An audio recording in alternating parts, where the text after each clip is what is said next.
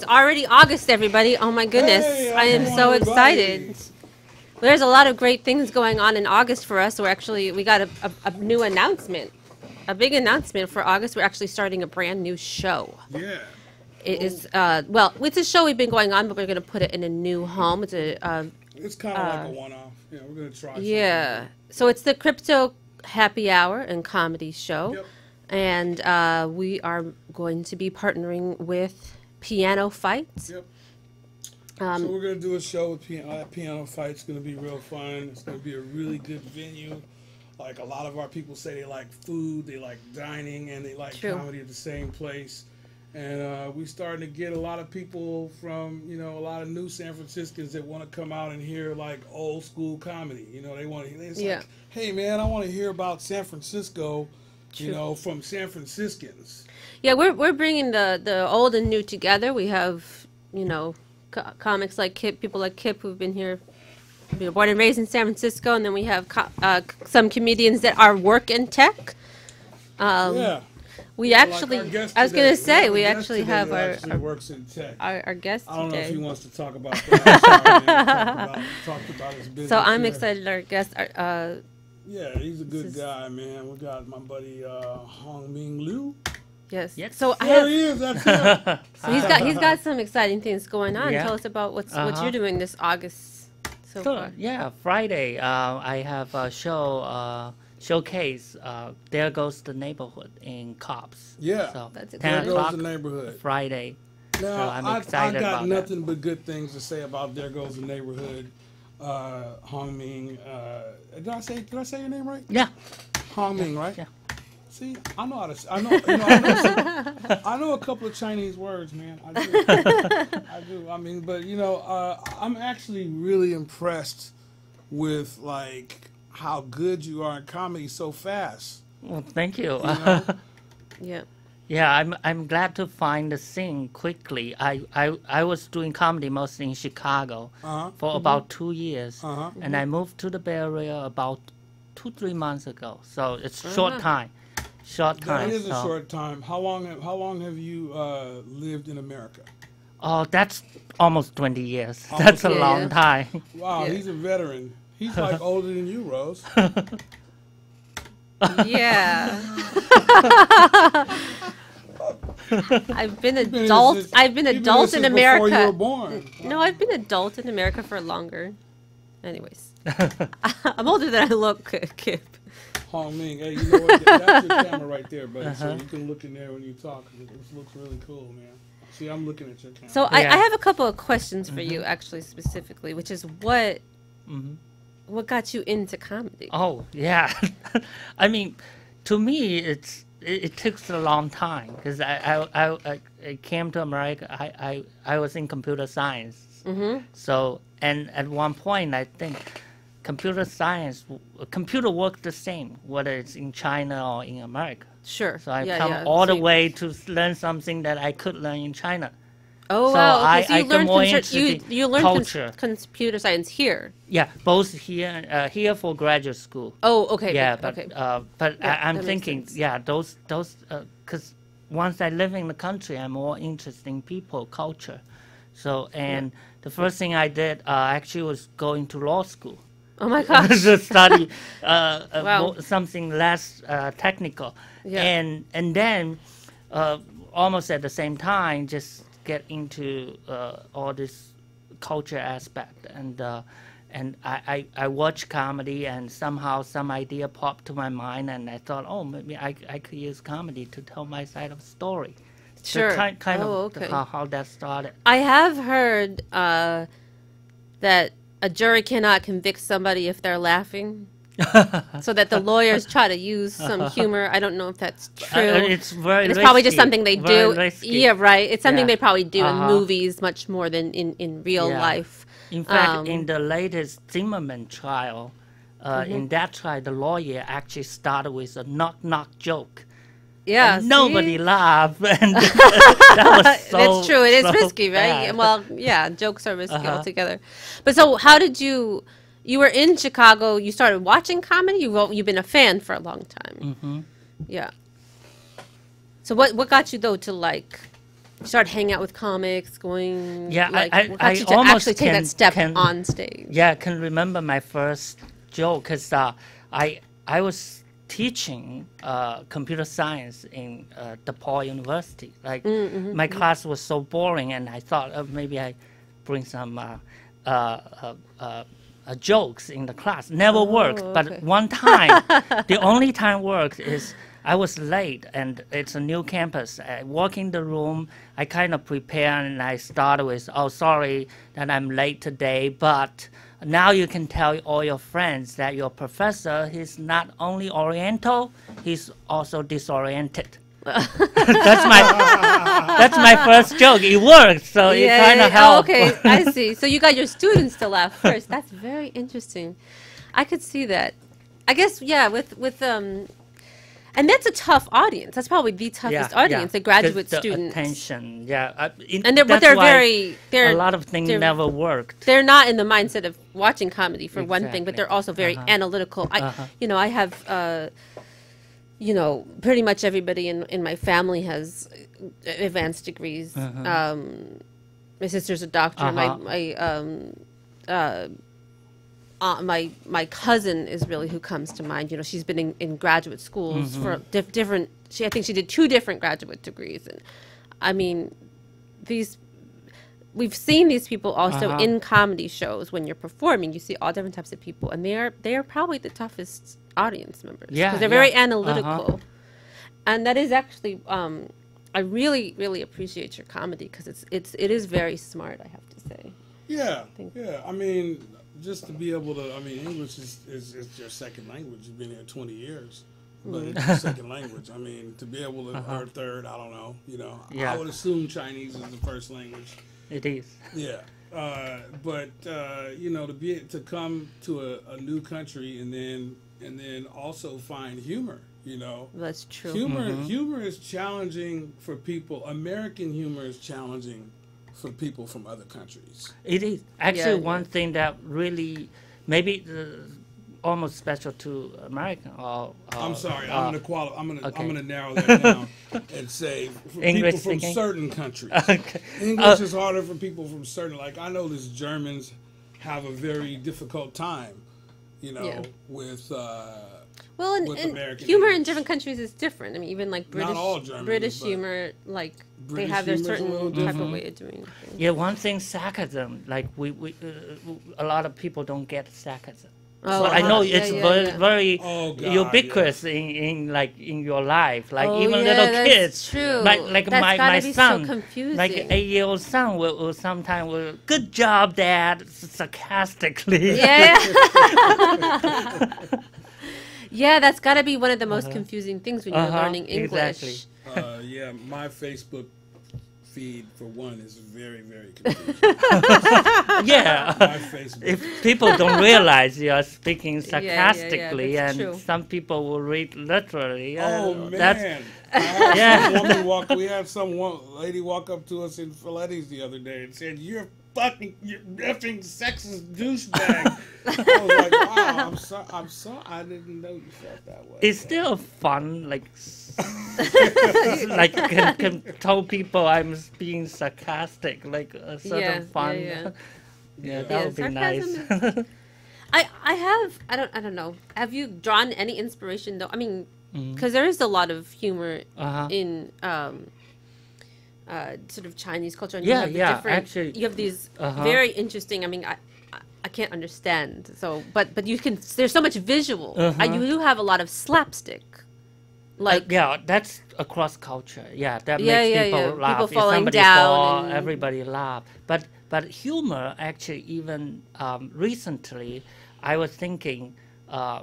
Some of the Chinese story, like 1,000 years ago, some of them are really funny. Well, Like, sure. Can I tell one maybe half a minute? Oh a yeah, story? sure, of Okay, course. this guy living 1,000 years ago, he wrote this story, and I just think it can be a perfect joke. And he wrote a story about it's a raining day, and the road was treacherous, and there's a little temple there, and there's there's a Buddha or God like statue there. So the people walking by just put down the statue on the road so that their feet don't get dirty. So everybody walk by until the last guy just feels so bad for the God, like put him up and clean it, and the next day the little what do you call it? Like all the helper, the God helper tell this God like you got to punish those people. They don't respect you, and the God said no, let's punish the last guy. And people were like, why? And he said, because all the other people, they don't believe me. Oh. How can I punish them if they don't even believe me? Yeah. I mean, that's a smart story. Yeah, we have a lot of jokes about atheists. I think there's a whole string of jokes in English about making fun of atheists. Okay. It's kind of a similar idea of like, if you don't really. Well, there's both directions of like the atheist thinks God can't do anything, and then God does something, and they're like, "Oh my God!" I appreciate that. Hope all the audience are like that. I appreciate that. So far, a lot of people are very open-minded because I'm an atheist. Like, I'm agnostic. I'm never religious. So, but I get to tell sometime religious joke, and so far I haven't get into trouble, but I always start with like I love all the religions because all the religion, even they tend to disagree with each other, all the gods in all the religion decided to create more Chinese than any other people. so I love them. So with that base, I'll tell something like some other joke. So I think it's real edgy. I think it's real edgy to do that, like, you know, to play with religion, especially now in American times. You know, we're all patriotic and God-fearing Americans, red, white, and blue people. True. I mean, I love like how another guy, this guy's from another country, Karthik Lavagu, okay, Indian guy, Red Dot. This guy, you know, he does some really edgy religious material, and it's pretty interesting. I love seeing his development as a comedian and everything, seeing him work that out. But so looks like you know, you're gonna be at Cobb's. You're gonna be at Cobb's pretty soon. I'm excited about that show. You're gonna be at the There Goes. Okay, we got it up on the screen. There Goes the Neighborhood Comedy Tour with Shayna and what's the other guy's name? It's further down. It'll come to Jimmy. Jimmy's a quiet guy. I mean, we barely talked once. It was just like hi bye. Okay. You know, he had a lot of stuff on his mind. I mean, love you, Jimmy. We should talk again. I just, you know, I'm sorry I forgot his name because I only saw him like passing on and off the stage.